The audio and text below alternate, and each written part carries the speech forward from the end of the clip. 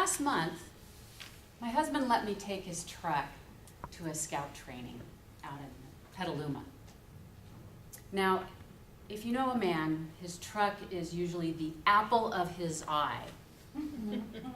Coming in second, only perhaps to his daughter, should he have one.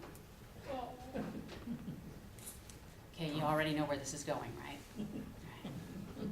Before I go any further, I'm going to point out that scouting is kind of a family affair, and so I'm heading out to this regional training for course directors of upcoming courses in the year.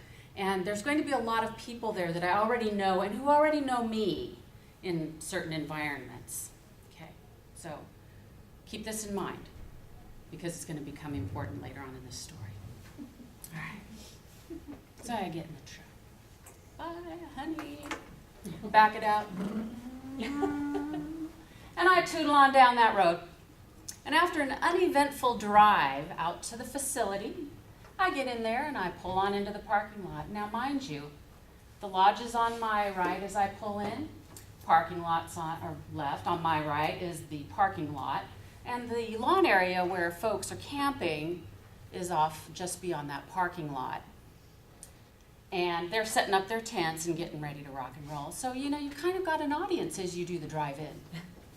All right. It's a scouting event, so you back in. Let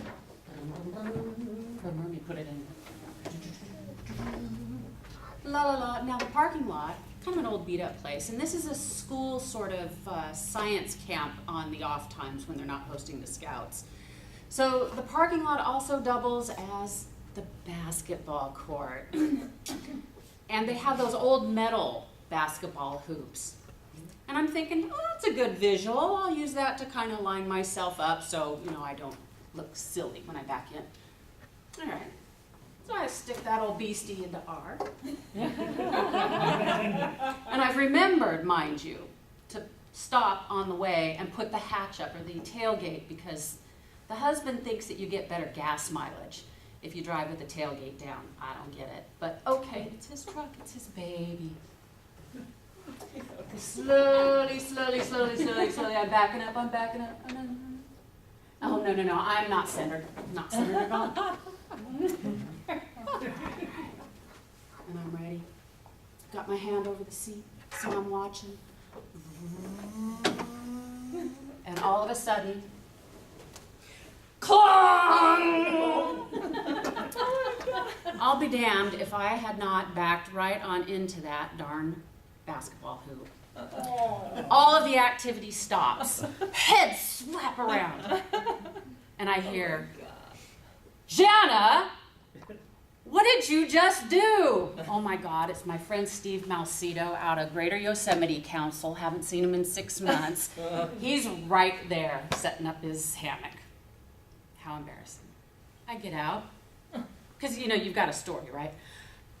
It's Eric's fault. He put the tailgate up. Well, Eric, he says. I said, yeah. Okay. So we go on about our day. And long about that afternoon, and my cheeks are no longer red, and I think everybody's probably stopped talking about this event.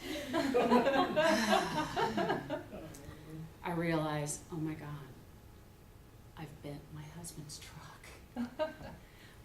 How am I gonna tell him? This is like the worst thing ever. We haven't even made 5 years of matrimony and I'm heading to divorce court because I bent the guy's truck.